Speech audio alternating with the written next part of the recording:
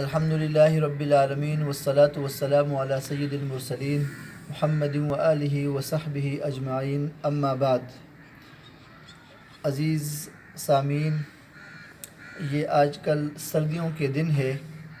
سردیوں کے دنوں کا روزے کے بارے میں آپ صلی اللہ علیہ وسلم کا ارشاد پاک ہے کہ سردیوں کے جو روزے ہیں یہ غنیمت باردہ ہے، یہ ٹھنڈی غنیمت اس کو کہتے ہیں جو جہاد میں جو مال و اسباب کافروں سے حاصل ہو جائے، اس کو جو بڑی مشقت کے بعد حاصل ہوتا ہے۔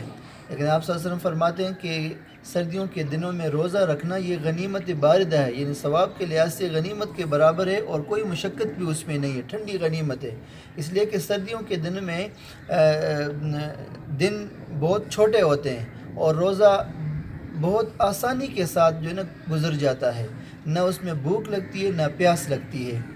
اور سردیوں کے دن تو چھوٹے ہوتے ہیں، راتیں بڑی ہوتی ہے، اس لیے راتوں کو تہجد میں اٹھنے کا اہتمام بھی ساتھ ساتھ ہو تو دن کو روزہ اور راتوں کو تہجد، یہ نور علی نور ہوتا ہے، یہ نور علی نور ہوگا۔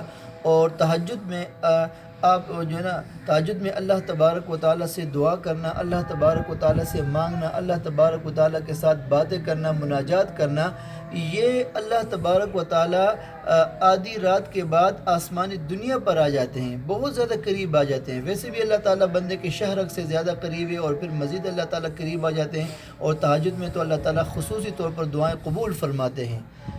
اور تہجد کے بارے میں جو استغفار ہے اس کے بارے میں ہے کہ وبالاسحار هم یستغفرون، مومنین جو ہیں وہ سحری کے وقت استغفار کرتے ہیں۔ تو اس لیے آج کل کے سردیوں کے دنوں میں ایک تو روزے کا اہتمام کرنا چاہیے اور دوسرا پھر راتوں کو تہجد کا اور خاص طور پر استغفار کا۔ اللہ تبارک و تعالی ہمیں اس کی توفیق نصیب فرمائے۔ وآخر دعوانا ان الحمدللہ رب العالمین۔